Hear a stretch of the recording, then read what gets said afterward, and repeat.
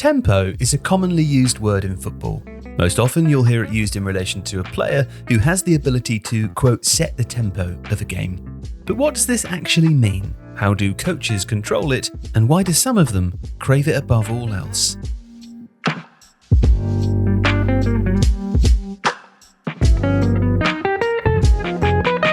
One way of trying to measure tempo might be to look at the number of possessions, or the number of times a ball has changed hands between teams. The more possessions there are, then the higher the pace of the game, right? And if we were to use this definition, then Bournemouth would have had the best tempo in the Premier League in the 24-25 season, largely thanks to Andoni Iraola's aggressive transitional playing style. At the other end of the spectrum would be Manchester City, where Pep Guardiola's strategy of minimising uncertainty as much as possible reduces the chaos in matches. But this definition doesn't feel quite right. You don't necessarily think of direct or chaotic football when you think of tempo. In fact, the basketball-like matches of a team like Manchester United under Ruben Amorim are indicative of a team who struggle to control the tempo of a game. Instead, the image that comes to mind when you think of tempo is more of a team passing the ball around the pitch with one or two touch passes to shift the opposition out of position. It's Barcelona at their tiki-taka best, or the Spanish national team that dominated from 2008 to 2012. However, the frustrating thing there is that this feels more like a vibe than anything necessarily quantifiable. So let's see if we can try and measure it. One way to do it could be to look at the duration of a single move and divide that by the volume of passes made within it. A lower number would suggest that a player is spending fewer seconds on the ball per pass, meaning possession is being popped about at a greater speed, while a higher number would indicate a more measured approach. So let's do exactly that. Although we should point out before we do, we're not saying one is better than the other, we're simply pointing out the difference.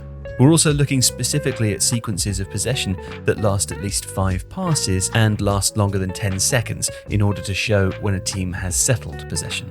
And once we've done this, if we look at the data from the 2024-25 season, at one end of the spectrum lie Manchester City. Of course, tempo and possession go hand in hand. Teams who want to control the pace of the game are likely to have longer sequences of possession and vice versa. So it's not surprising to see City stand out from the pack. Slowing down the tempo of possession is something they've done effectively for a long time now, consistently ranking among the lowest tempo passes in the Premier League since 2019.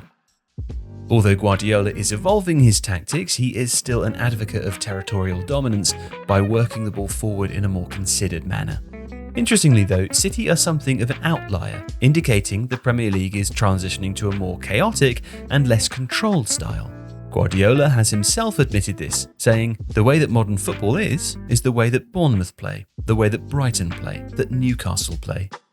At the other extreme are Nuno Espirito Santo's Nottingham Forest. They might not have had as many opportunities to circulate the ball, but when they did, they played it around with pace and purpose. This fits for a team who secured a run to the Europa League based off a strong counter-attacking game.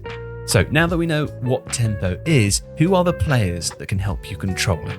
Well, if we break down the average seconds per pass in each position across the Premier League in the 24-25 season, we can see who are the most important to speeding the tempo up and which players tend to slow it down. Defensive, central and attacking midfielders who operate in the heart of the pitch are the quickest ball movers, while goalkeepers and wingers who slow the game down to entice opponents' players towards them are the ones to hold on to possession the longest. The differences may only be a matter of seconds, but at the top level, that can make all the difference. Midfielders like Casemiro, Yuri Tielemans and Phil Foden fall into the get it and give it category when playing in central areas, often popping the ball off to a nearby player to keep the play ticking over. While Jeremy Doku, Gabriel Martinelli and a Manchester City shirt-wearing Jack Grealish are all examples of wingers who like to square up their man before releasing a pass. They tend to hold onto the ball a bit longer before passing it. And it's actually this ability that managers like Guardiola and Mikel Arteta crave. They have created teams that slow down the possession to smother opposition defences. Tempo is at the heart of everything they do, and controlling matches is what's made them so dominant across the Premier League in recent years.